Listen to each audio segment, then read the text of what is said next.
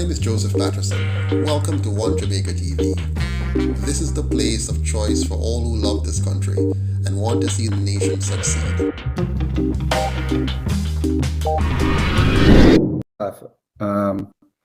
For what happened the last time, it was my bad. I missed the call from his representative, and of such we did not have the discourse we wanted to have.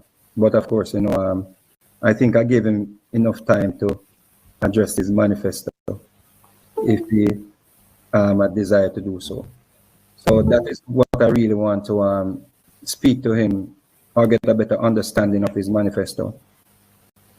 Because I think change is necessary, and I would like for someone to challenge the two-party that we have in Jamaica for so many years that we have grown accustomed to and have gotten so comfortable with just having these two parties, where I think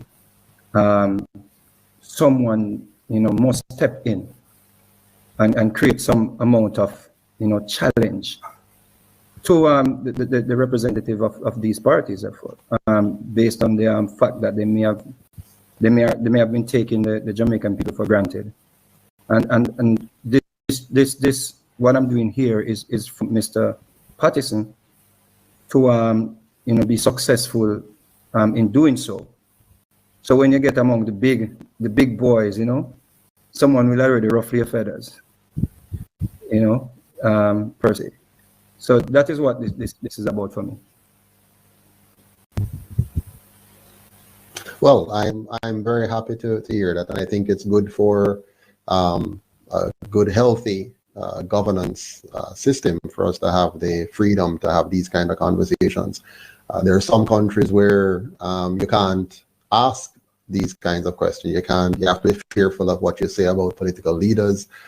We've also seen in Jamaica where there have been cases where persons have spoken up and they have been roughed up by the authorities and so on. But we want a Jamaica where people are free to speak, and so I welcome the opportunity to hear your questions, to answer them to the best of my ability, and even question some of your assumptions, because you might make assumptions in your position, and I have to clarify that for listeners or viewers. I'm looking forward to a healthy conversation where you dive into our manifesto and help the world to understand it. With that said, what I'm more concerned about with the manifesto, I'm afraid that in reading the manifesto, I'm afraid that I'm looking at what Jamaica is going to be like, or what's going to happen with Jamaica if a UIC government should take over and you are able to implement all of these changes that you're hoping to make in your governance. I'm a bit afraid of we're looking at a Haiti type of situation where a lot of sanctions are placed on that country based on the laws that they have implemented over the years, and the outside presence that have challenged those laws. So I'm interested in that side of it. And how are you going to accomplish these things without getting the sanctions and so forth? Mm-hmm. So first of all, I mean, it's good for us to understand the history of Haiti and the sanctions that it faced with, and I think your concern in terms of, if you're saying that our policies are contrary to international norms, Haiti didn't do anything wrong. Haiti is not deserving of any punishment. Our people in Haiti were very successful in repelling the French and establishing themselves as the first republic in the Caribbean. Unfortunately for the Haitian people, their leaders were not fully aware of how to set up a republic properly, and at the same time they were sanctioned for having successfully secured their freedom. So we don't want to say that one should not seek their freedom because it may come with sanctions. It's very important that we do seek our freedom, our proper freedom, true freedom, and that we learn to effectively deal with any sanctions that come. Now, one of my favorite countries to look at is Singapore, and Singapore was very skillful in transitioning from a third world country to what we call a first world country. You might recall in 1965, they were similarly depressed in terms of their economic numbers, with the similar GDP position, GDP per capita position. But their leader, Lee Kuan Yew, was very diplomatic, very good at negotiating with the colonial powers.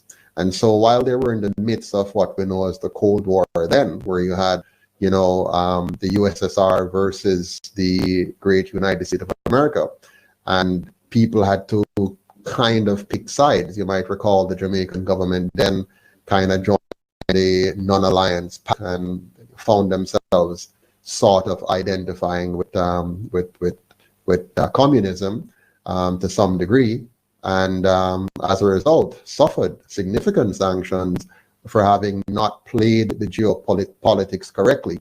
Now we can learn from that. We can learn from how Jamaica back in the 60s, 70s navigated the geopolitics, and how Singapore in the same period navigated the geopolitics. And what Singapore did, which Jamaica should have done, was to make sure that they don't choose any side and don't appear to be choosing any side, but rather deal with the different factions, the different geopolitical factions effectively.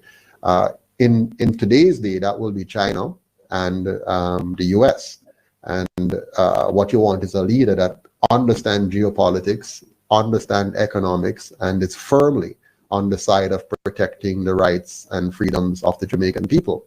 You don't want what we have today, which are politicians who make decisions based on who offers them the most money, whether it be in grants or loans or some combination thereof. As president of the new Jamaica, I'll be leading in a way that protects the interests, not of Jamaica in general, but of all Jamaicans, because I understand the importance of respecting the sovereignty of each Jamaican. And if you do that, you can then protect the entire collective effectively. I've also had a lot of experience working internationally. I've been to Africa, Asia, Europe, North America, other Caribbean islands, and I get an understanding through my travels as an independent citizen, by the way, so I wasn't representing the government or anything like that. So I had a chance to freely mingle and interact with the people of those countries, analyze their political systems and processes, and also the way they think and work. And I'll be applying all of those skills, including my time in the government of Canada, to bring good diplomatic solutions to avoiding sanctions where we can and dealing with others appropriately if we are sanctioned. Based on what you're saying, I think it is a little bit more than that in terms of when I'm speaking on sanctions, and I understand the Haiti situation. But I don't think it's just about Haiti fought for their freedom and stuff like that. I think we have to look at the Monroe Doctrine and all those areas. Like, for example, if I look at your manifesto at 24 and national defense, we support the maintenance of a sufficient military to defend our country against aggression. We should both avoid entangling alliances and oppose any attempt by any country to act as a policeman for the world. We oppose any form of compulsory national service. So I'm trying to understand what is the message you're sending here, and do you think Jamaica has the military, economic and political will to go up against the Monroe Doctrine in terms of its position on the geopolitical issues? Well, we're not trying to go up against the Monroe Doctrine or any such thing. What we're saying is that Jamaica as a people must be prepared to defend themselves, and we must prepare ourselves to be a strong country in terms of not just sitting back and saying we're going to rely on any other country to defend us. Of course, we're going to have to recognize the fact that we're not a superpower, we're not a military power, but we can become a formidable force right here in the Caribbean, not as an agent of trouble for, let's say, the US or any other country, but rather focused on protecting the interests of the Jamaican people. Once again, I have to draw on the skills of the one of my favorite persons, Lee Kuan Yew. You know, Singapore is the size of St. Thomas, but they have a massive army, you know, in terms of military technology, and they're able to defend themselves quite well. Of course, maybe even long enough until they can get additional support from, you know, other countries interested in freedom. And so I'm just saying the Jamaican government under UIC will recognize and plan for and develop our capacity to defend ourselves as a nation. So, you know, what is written there could be taken out of context, or it could be used as a springboard for any kind of intervention by an outside force. But it will be very hard for us to do that based on the moral authority on which our manifesto stands, which is very much in line with the founding fathers of the US and the Constitution that they tried to create, which was one that's based on countries having their sovereignties, individual having their sovereignties, and a world where freedom, as opposed to totalitarianism or dictatorship, is embraced. So primarily, are you saying Jamaica will be a non-aligned state based on not taking any sides? Jamaica geopolitical spheres. Yeah, Jamaica wouldn't that be detrimental to the economy? And I understand that you're trying to model Jamaica off the whole Singapore, you know, way at which they, you know, achieve what you're saying.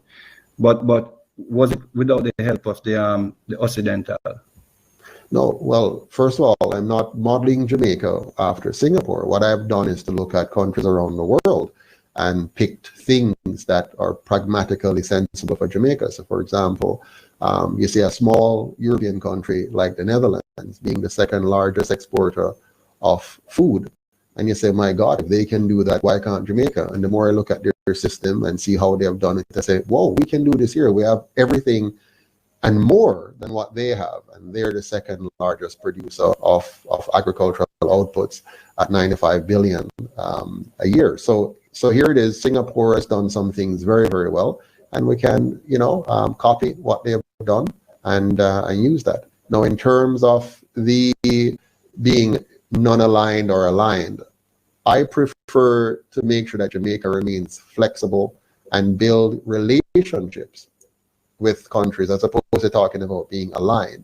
I want us to be able to talk comfortably with China, talk comfortably with the US, talk comfortably with Russia, and make sure that whatever agreements we enter, whatever reciprocal trade agreements we design, that it's done in the context of what you see there in our manifesto, to protect the interest of the Jamaican people and never violating the sovereignty of a single Jamaican. You spoke of Netherlands and their labor market, yeah. And how they were able to achieve, you know what you just spoke about. But if I look at 19 on your manifesto, the labor market section, employment and compensation agreements between private employers and employees are outside the scope of the government, and these contracts should not be encumbered by government-mandated benefits or social engineering. We support the right of private employers and employees to choose whether or not to bargain with each other through a labor union. Bargaining should be free of government interference, such as compulsory arbitration or imposing any obligation to bargain. So wouldn't this be private employees taking advantage of the marketplace? And how are we going to be able to accomplish what you just spoke on, per se, the Netherlands and so forth? How are you going to accomplish this if we have private business controlling the price, controlling the marketplace, right? So price, if the government cannot interfere with this? Well, first of all, when we talk about private and we talk about market, you need to understand that you're talking about citizens.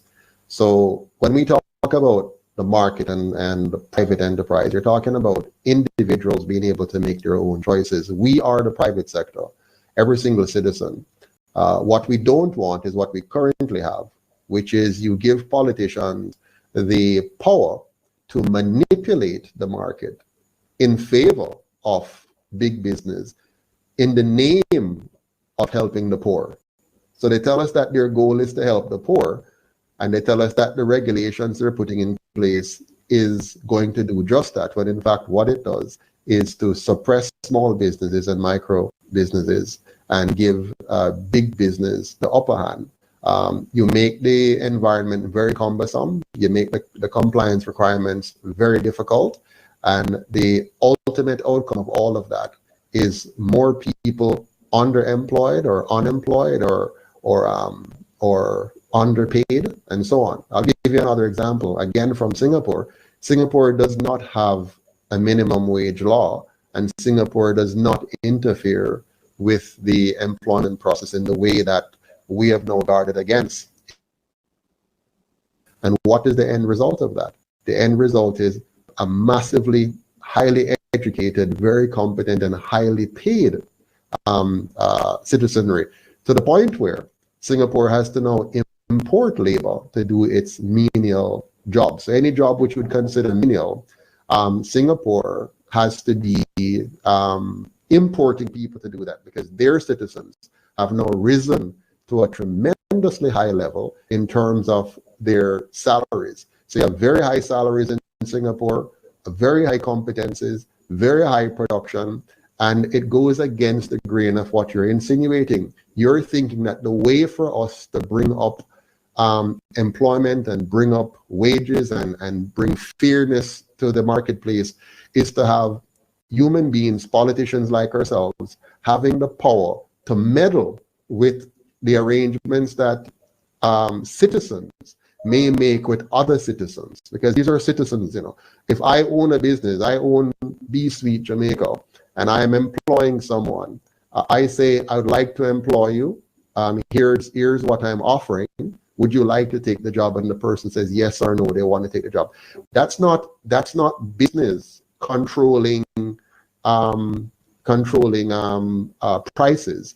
That is people deciding on prices. That is me, the buyer, and you, the seller, deciding if we're going to agree on a particular price. And as a result of that, you now have the market doing what it should do. It indicates to you and me what we should invest our time and energy in. So for example, if you see that Kalalua sell really hot because the price of Kalalua is up, and you're seeing the indications of what that's telling the market, you decide to switch from potatoes to planting Kalalua, because price is simply a communication. Price is nothing more than a communication. For example, right now Jamaicans are suffering from inflation, even though we have a government that has full control of the economy and is able to meddle with any aspect of it. Why then do we have high inflation and high prices? Because we don't have the market being able to set the price of goods and services, and we don't have the market being able to adjust inflation, and we don't have the market being able to adjust interest rate. We have a central bank with the power to do that, and we have a government that can oversupply liquidity in the market and cause the inflations which we're now seeing. So we have to be careful that we don't ask for something that might be even more disastrous than the one that we've been taught to be disastrous. But I hear what you're saying, but what I'm really asking though, based on employment and compensation agreements between private employers and employees outside the scope of the government. So if that is the case, and based on what you're saying about the workers and Singapore and so forth, wouldn't the private employees take advantage of the people that they're employing? If the government, if it is outside of the scope of the government, and you're saying if a man is offering a man that for a job, yeah, it is between those two persons or those two entities or subjects. I'm saying to you, wouldn't the how do we protect the workers? How do we protect the workers if the private employers, excuse me, are taking advantage of your mandates? Because based on what is written here in the manifesto, it's basically saying employment and compensation agreements between private employers and employees are outside the scope of the government, and these contracts should not be encumbered by government mandated benefits of social engineering. So, right. So I just want to understand there wouldn't this be an opportunity for private employers to take advantage of the workers? No, it isn't. It would be an opportunity for employers and employees not to be manipulated by politicians. So the opportunities to get rid of the politicians from manipulating either side, and normally the manipulation is to support big business against small business. So what you are afraid of, what they've taught us in school and what they've taught us through the news media, is that you must be afraid to negotiate your own price, not having somebody else out there, a third party, without any responsibility either to pay you or to find the money to pay you or to deal with your personal responsibilities. A third party who is now going to influence that relationship, and it's supposed to turn out to be in your favor.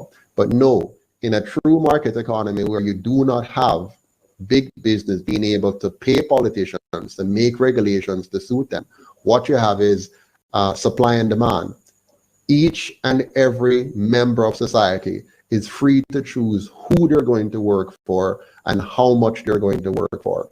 Now, in a low skilled job, a job which is very low skilled, which you can easily find people to work in because it's such a low skilled job, the price of that job is going to be very low naturally because almost anybody can do it. As you go up the ladder in terms of complexity, you now have a lot of price differential, which is now going to come down to how competent a person is, how much in demand is that particular position, and how valuable that person is to the company in question. And now you're going to have price differentiation. The more you have government getting involved, the more you start to have built-in inefficiencies. Persons are able to lock themselves into jobs even though they're not performing very well, and employers are in a position to use the regulations, for example, to stifle some markets, so they control the best people but have a lower price for that market because of the government manipulations. We're getting rid of all of that and opening the market fully so that a contract is a contract. You can freely engage in designing a contract with your employer based on what you want, and vice versa. Now, what you are afraid of is the fact that you think that the employer is so big. The employer is so big that they're going to be able to have unfair positions. But no, you're assuming that the person has no other alternative. And you're assuming that there wouldn't be other competitors who want those good employees. So once you have now a market where this one employer wants to be the big bad bully, he now faces a competitor who understands the market better and is able to better compensate and entice the best in the market. And that now pulls those employees over there. And that now creates the kind of outcome which we want, which is a high value environment for employees, a merit-based system where people are progressing because of how good they are, not because of either regulations favoring them or politicians manipulating a market for them, because somebody behind the scene who fund their campaign is able to drive those regulations to get those market conditions. So we understand this very fully, and that is why we're designing it this way, to have a truly transparent and open market. If now somebody tries to abuse the contract relationship, that goes to court and you have resolutions very quickly, because in our system, no matter how rich or poor you are, let me say it the other way, no matter how poor you are, you will have full access to the courts, because it's not based on how much money you have, it's based on a public service in the judicial process. So does that mean you'll be getting rid of the labor union? No. If you read it carefully, what will be the duty of the labor union? No, we're not defining the duty of the labor union. We're allowing you, the citizens, to decide if you want a labor union and what you want that labor union to do on your behalf. So you're free. Employees are free to choose their unions. They're free to design their unions the way they want it, but it won't be in legislation. The government won't be saying this is what labor unions should do or shouldn't do. As long as the labor union does not use force or fraud, it is free to, with the permission of their members, to do what needs to be done to influence the outcomes of the negotiations. So let's say the employer, a company, is paying below the minimum wage. What should be done in that regard? Well, in a UIC world, there will be no minimum wage, because the minimum wage is a very dangerous and counterproductive tool. It is used to get votes. It sounds good on paper. It entices people to vote for politicians who, like we're seeing now, come out and say 12,000. A minimum wage simply serves to set an artificial price. And when you have artificial price, there are unintended consequences. One of those unintended consequences is a mass amount of youth unemployment, which then becomes permanent unemployment. Why is that so? A person will not be able to get more in a marketplace than his productive capacity. So if you set an artificial price, all it does is make it illegal to hire him at any other price below that. It then robs him of the one tool he has, which is to say, I am willing to work for less in order to get it. Where people have a problem with minimum wage, that they think a minimum wage should pay a person who is, let's say, 40 years old and have 3 kids. Nobody 40 years old who have 3 kids should be expecting to live off a Burger King salary. So we have a problem there. We have created a situation where we're allowing adults to think that a job that should be for a teenager who is at home with his parents, going to school, and want to work part-time to have money to take out his girlfriend, buy a few things that they want, maybe even save some money to invest in his own education. And suddenly a job like that, which is a burger flipping job, which should be a job for a kid, 17, 18, 19, not an adult, not a mother, not a father, not a parent. And we have gotten people to believe in the silly idea that a job like that should pay enough to take care of a family. That is ridiculous. That only pushes up the price of the burger. And as a result, it changes the dynamics where more and more people who are doing those jobs are at the wrong age and the wrong stage of their lives. And we lock people into low-end, dead-end jobs. We need to change the psychology and start encouraging every citizen to work on earning their maximum potential. And the first way to do that is to give them the proper signal that government is not going to try to arrange things just so that you get a particular salary to feed a family of 3 or 4. But rather, government's job is to give you an empowering environment, an enabling environment, so that you will learn, earn, and grow, so that you're moving through a continuum of earning potentials. So what you earned at 17, which let's say we call that minimum wage now, is not what you're earning at 25. And what you earn at 25 is not what you're earning at 35. Why? Because you should be growing. You should be moving through the process and growing up the ladder of life, as opposed to getting yourself stuck in a situation where you have 3 kids and you're working at Burger King and you're getting whatever they call minimum wage at the time, or slightly more than that, and then you're asking the government to step in and change that. Let's teach our people true economics and teach our people how to be as productive and proficient as possible, and let the system work the way it should work, as a price signal to tell you where you should target your energy and focus, and then build the people up from there. Yeah. I understand, Mr. Patterson, and for the interest of time, I think we have a lot to go over, but what I'm asking is, what would you do about foreigners, like the Chinese coming into Jamaica to work? Right, so what I'm explaining to you is that we will not be giving them any favorable treatments. And when it comes on to... Would there be any form of gap? Or Jamaica will have an immigration policy, and so any company that wants to bring in persons into the country has to justify bringing those people into the country.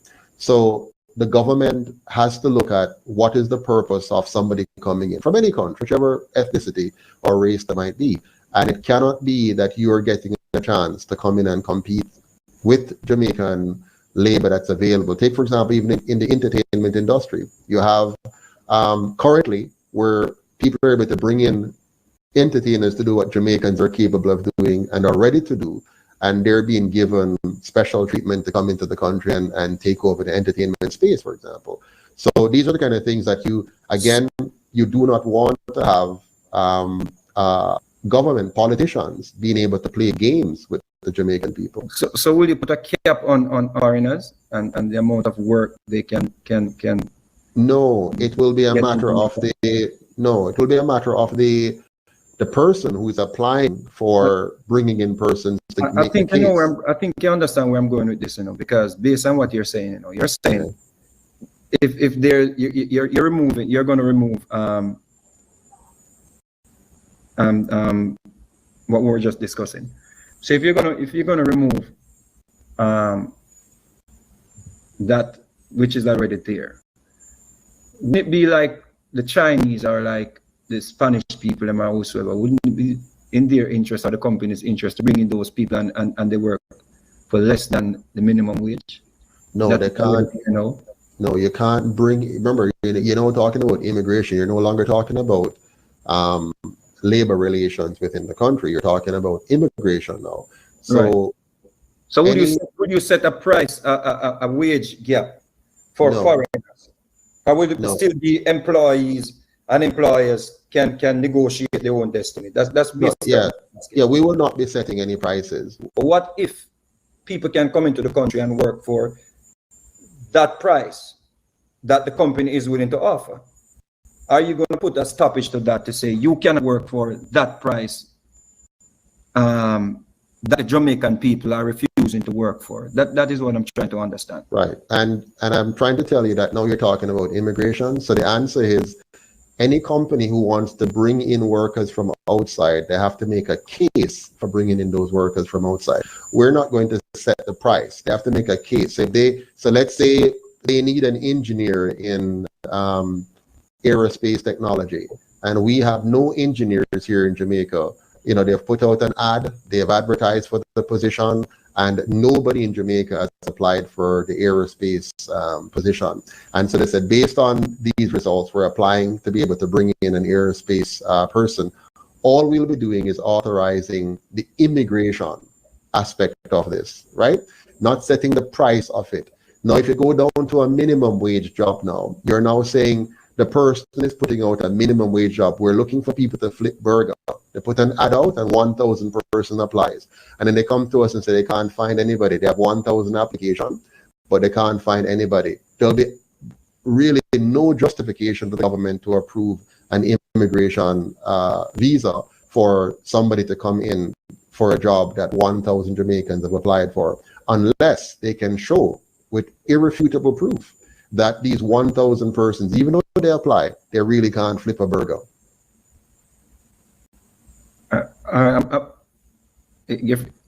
Can I speak? I'm not sure. But I'm finished. Yeah, I've answered. Yeah. I really want to move on from this topic, but I think it is this part of the manifesto. But I think it is very important for us to understand what's going on here. If you look at what is going on even in America, with people crossing the border, and we hear it all the time, the work that people are not willing to do, or the price that people are not willing to accept. People are coming into the country through immigration and accepting these prices. And of such, there's arguments that there's an increase in unemployment. So a small country like Jamaica, with 2.5 to 3 million people, if foreigners are coming in and willing to work for what we're not willing to work for, wouldn't that increase unemployment? That's what I need to get a yes or a no from, basically. No, but you're asking. You see, you're not asking the question correctly. You're now comparing us to America, where they have a large border with Mexico, which is unsecured, and people. I'm just giving you an analogy. Yeah, no. So Jamaica doesn't have that problem. We don't have a problem where people are crossing our border without us being able to manage that. So if somebody wants to come into Jamaica to work, they have to apply, and if they're going to apply, it has to be based on a need. And if that need is there, then it will be approved. If that need is not there, it will not be approved. So I think that answers the question. You're now trying to deal with a price issue. We're saying we're not going to be setting prices. We're not going to set the price that if you employ this person from outside Jamaica, here's the price you need to pay them. No, we're not going to do that. What we're doing is saying, show us proof that you cannot find a Jamaican available to do this job. And that should be very easy. You put out an ad, We see how many persons apply for it. You show the qualification, and you show us the evidence of the interviews to say they're not qualified or competent to flip the burger. And so these people that are lower than minimum wage, we're going to import them, which of course would be ridiculous. But I'm just saying that's the nature of the game. That's how we're going to be dealing with it. Let's look at economic liberty, so we can piggyback off that. Yes. Uniters want all members of society to have abundant opportunities to achieve economic success. A free and competitive market allocates resources in the most efficient manner. Each person has the right to offer goods and services to others in the free market. The only proper role of the government in economic realm is to protect property rights and educate disputes. Is not what and provide a legal framework which voluntary trade is protected. All efforts by the government to redistribute wealth or to control or manage trade are improper in a free society. If this is what will be implemented, wouldn't the merchants be able to flood the market with imported cheap products in a free market? Okay, so you kind of jumped there a bit from what you were reading to merchants flooding the market with no, I'm asking. Right, but well, no, merchants will not be able to just flood the local market with cheap products. But let's step back a second. Let's say merchants are free to flood the market with cheap products. What does that mean? What does it really mean? It means that Jamaicans are buying products at a price that is cheaper than they otherwise would get it for. Why would you have a problem with, if they want that product, if that product is wanted by the Jamaican people, they want to buy it, why would you be opposed to them being able to get it for a cheaper price? Why would you want them to pay a higher price for it? So you're saying if anyone can decide what they sell for in the market? Of course. I mean, so everyone can decide the price that they price on their goods? Yeah, in a free society, yes, which is what we want. We want a free society. So you, Mr. Vegas, is free to charge whatever you want for the products you produce and want to sell, or you buy and want to sell. And I am free to buy and sell the product I want to sell. All of us, all 2.9 million of us, would be free to offer our services or sell our products at the price that we think best, provided somebody else wants to buy it, and we can't use force or fraud to get them to buy it. So you wouldn't care if someone imports goods into the country and is selling it cheaper than the farmers in Jamaica? Absolutely not. We're not opposed to somebody importing anything into Jamaica that is not going to kill somebody. So it's not, what we're going to do as a government is to create an environment that will now allow our farmers to be competitive. We're going to create an environment that allows our entertainers to be competitive. We're going to create an environment that allows all the different sectors to be competitive. Right now, we have an environment which doesn't do that. It makes it hard for Jamaicans to produce and easy for them to import. So you're saying, so the farmers in Jamaica and the products that are made in Jamaica that may cost more to make or more to plant these products, is not an issue if someone or the merchants are importing cheaper goods into the country and competing with the farmers and the persons who are creating products in Jamaica? Your premise is wrong, sir. Are you saying that Jamaica has to produce things at a higher cost than other people? I know for a fact that the farmers, it takes more resources to harvest or to plant some of these crops in Jamaica than what can be imported into the country. So our goal should be to ensure we have an environment where Jamaica has a competitive advantage in something. We're not going to have a competitive advantage in everything. So we're not going to be able to produce everything at a competitive price. So what you want is an environment that allows Jamaicans to find their competitive space and to succeed in those spaces. So the reason why countries should import normally, you import because somebody else is better able to produce this than you. And then you export to them what you're better able to produce than them. So for example, Jamaica could be a grand tourist, just for example, a grand tourist destination because of what we have to offer. So we export this product by having tourists come here and buy this product because we're better at it, we're good at it, or entertainment or whatever. While we need to buy phones because we don't produce it and we have not figured out how to do that effectively. Now, what you're trying to set up is a moral argument that suggests that government is supposed to make sure that even though we're not competitive in a particular product line, that government should block the Jamaican people from accessing that product line at a cheaper price in order to protect the local industry. We don't buy into that. What we buy into is empowering the Jamaican people to produce competitively in the spaces that they can produce competitively, and then do so. And you import what you can't produce competitively. We don't want to set up a tug of war between import export. We want to set up a dynamic environment that allows us to export more than or as much as we import, so that we have a good balance of trade. Are you cognizant of what happened in Haiti with the rice farming? Yes. But wouldn't this be a similar situation? No. Again, Haiti has not implemented a system like what the UIC is talking about. So if you want good results from your people, you have to enable your people.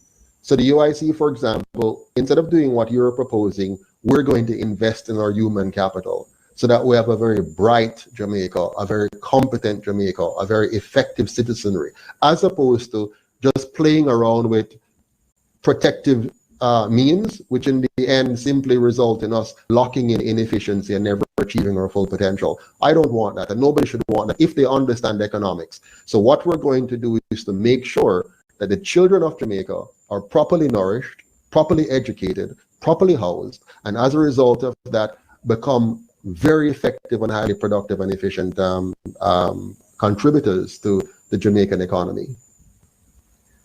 All right, let's move on from there a little bit. Crime is one of the major things that I think is being talked about presently in Jamaica. I see where you're saying we, on the contrary, deny the right of any government to do these things and uphold. Let me go a little further up. Excuse me. So, statements of principles. We, the members of the United Independent Congress, hereby challenge the moral authority of the omnipotent state and defend the inherent rights of every individual to be free. We hold that all individuals have the right to exercise sole dominion over their own lives and have the right to live in whatever manner they choose, so long as they do not forcibly interfere with the equal rights of others to live in whatever manner they choose.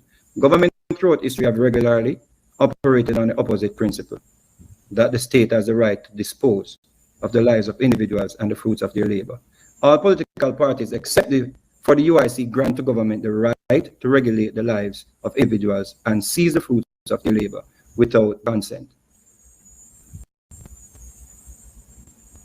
Would this be something that the gang members and people who are partaking in illegal activities, wouldn't this be something that they welcome? Absolutely not. How would they welcome it? We're saying that the government of Jamaica must respect the sovereignty of the individual. We're not saying that the government of Jamaica should protect criminals. A criminal is somebody who is trying to violate the sovereignty of another person by either taking their life or taking away their freedom or taking away their property. And the UIC system, if you read down further, makes it very clear that we protect the sovereignty of every citizen. And so the purpose of government is to make sure we have a very effective police service that will protect that sovereignty, protect your life, your liberty, your property. We want a government that provides a safe environment, a clean environment, an orderly environment with the proper public infrastructure that we can do our best, and we can do that feeling secure. So no criminal will like the system. So how would you stop criminals or people who are partaking in illegal activities from benefiting from their proceeds if the state has the right to this?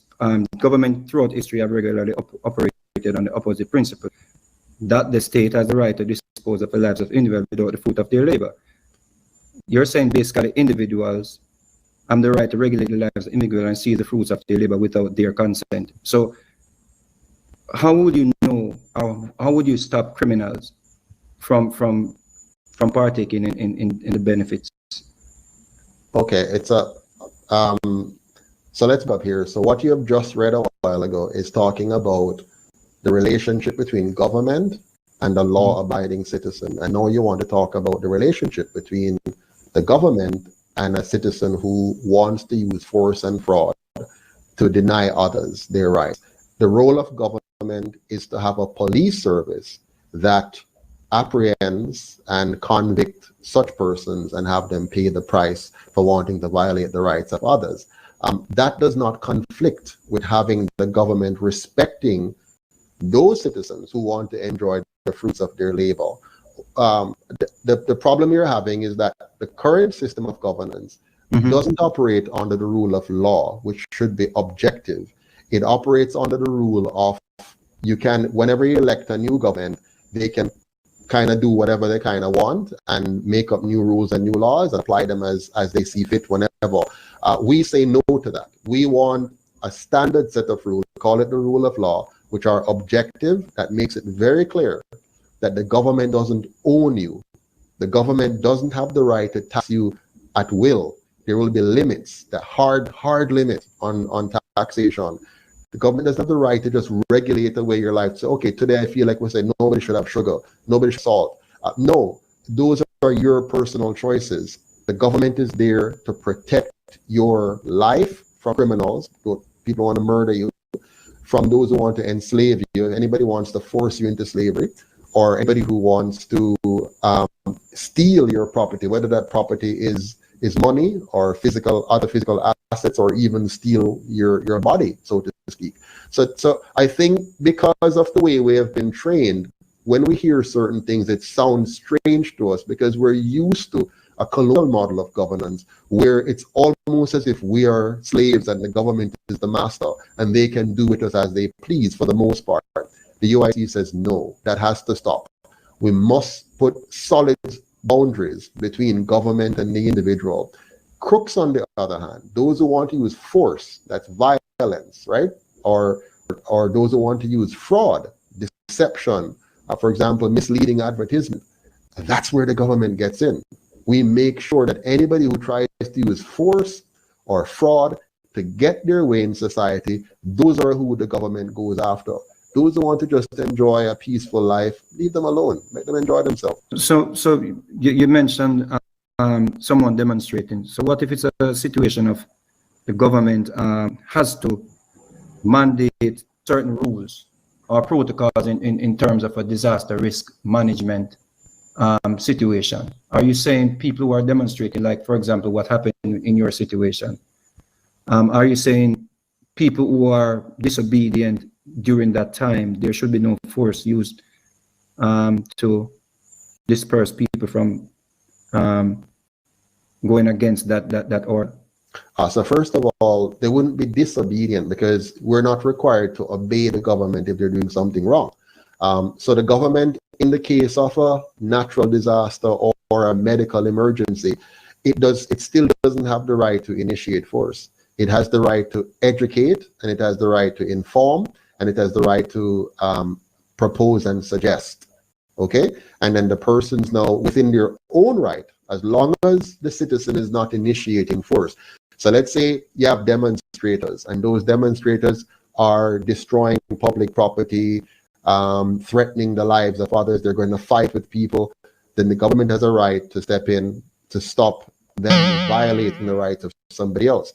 But if they're simply going to be demonstrating to call attention to a national issue, to say this is wrong. So for example, suppose the so-called emergency that the government is trying to tell us about is a fake emergency. Let's say it's a fake emergency. Other citizens are aware that it's a fake emergency. Some are not aware, and some want to call attention to the fakeness of it and say, listen, we're going to hold up placards and tell the world that we know that this is a fake emergency. The government must not have the right to suppress those persons, but intervene if those persons use that opportunity to violate the life, the liberty, or property rights of any other citizen. So you're saying, if you were Prime Minister now, and you implemented a disaster risk management act, and people decide that they want to go out there and demonstrate against you, having lockdowns or whatever the situation, the protocols based on the health minister recommendation or the health ministry recommendation. You're saying people who are demonstrating and going out against the protocols, there would be no force used against them towards such movements? Absolutely. And there are two parts to it. One, if what you just said is the case, we're not near anybody who does that. Based on the new Jamaica, that prime minister and that government would have broken the law. So you can't do that. You cannot implement any protocol that takes away freedom of speech, freedom of movement, freedom of association, freedom of choice. So anything that the government does that takes away your freedoms would be considered unconstitutional. The government can only impose laws that respects the sovereignty of the citizen and prevents any citizen from using force or fraud against another citizen, and itself the government is not permitted to use force or fraud against the citizens. So if the citizens see the government using initiated force, not retaliatory force, but initiative force or fraud, they have a right actually to rise up against the government because they would have known that the government has violated the Constitution. The purpose of a properly written Constitution is to protect the people from their government, not to protect the government from the people. What do you understand from the Disaster Risk Management Act? What do you understand? When you say what I understand, what do you mean? Yeah, what is it for? What is it for? Do you think it is something that Andrew Holness just came up with, or is something that the House voted on? No, it doesn't matter if the House vote on a law. For example, if the House vote on slavery and say we should enslave everybody that is my height and my color and my DNA, that doesn't make it right. It simply means that a group of people have made a law which is unjust and wrong. So a law in and of itself doesn't make it just. So the DRMA is a bad law, whether it was passed by Andrew Holness or by the PNP before him or by both of them coming together and doing it. Any law in the Jamaica that we want to create that violates the fundamental rights of Jamaicans must and will be wrong. But Mr. Patterson, if there is an outbreak under your watch and you are putting protocols in place and people are going against the protocols you put in place and decide that they're going to, case in point, let's say what's going on now, whether you believe that COVID is real, yes or no. But let's say there's a mask mandate and people decide that they do not want to wear masks. Are you saying there should be no force or no laws put in place to stop such behavior? No, I'm saying there should not be a mask mandate. There should be, if the government using an objective, transparent, and inclusive process, meaning not a political one, an inclusive process, if they determine that, you know what, the best recommendation is that you wear a mask, that you wash your hands, you stand 6 feet apart, and so on and so forth. You recommend that to the people and you give justification for it, and the people will choose whether or not they wish to comply with that, because so that is a hold on. That is a law about their personal. It's not a law. That is an issue about their personal choices. The laws must be around any one of those persons using force or fraud against somebody else. So, for example, if I know I have a communicable disease, I know, we're not guessing now, I know, and I come over and knowingly transfer that communicable disease to you, then I have broken a law. But to tell me that I must now, you're going to lock me up if you tell me how I can take care of my health, and I choose not to do it because you're saying the way I take care of my health might affect somebody else's health, even though you have no proof that I've done anything contrary to that, but you're now going to criminalize me prior, then you have broken the basic fundamental laws of individual sovereignty, and a UIC government would never tolerate that. All right. So let's speak on it from a different angle then. Let's say like what the government is doing now with Zozo, and you're saying people, there's a curfew, and people decide that, oh, I have my constitutional right, I'm not adhering to what the government implemented in this mission or whatever to stop crime or reduce crime. You're saying people should just do whatever. No, I'm not saying people should do whatever. I'm saying the government has no right to implement a curfew. The government has no right to take away your right to freedom of movement on any pretext. It doesn't have any right to do. It has a right to tell you that right now there's a hotspot in Tivoli or in Savlamar or in Santa Cruz. We have an upturn in murders or rapes or whatever, and it informs you about the situation, tells you what it is doing about the situation, but it has no right to stop you from traveling. Even if it's in the best interest of national security? No, hold on. When you say in the best interest of national security, what do you mean? Who decides what's in the best interest of national security? 63 men and women that happen to be elected, they say that the best interest of national security is to take away the rights of a subset of people, for example, to say we're going to violate the rights of this subset because we think it is in the best interest of society. Absolutely not. That is why you need to read our manifesto carefully, because what it does is put a check on government. The government's role is to protect your sovereignty and our collective sovereignty. So if there's people coming to invade our country, it has an army that it says we're going to fight the enemies coming in.